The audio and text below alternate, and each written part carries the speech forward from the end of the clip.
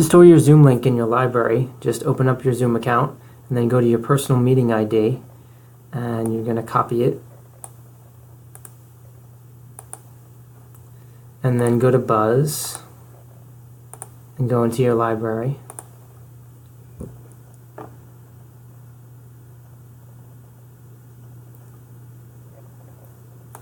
down to the bottom, add to your library, hit website link, and I'm just going to title this Zoom link. I'm going to paste the link in there, check off launch in a new window, hit OK. And now when I go into my library,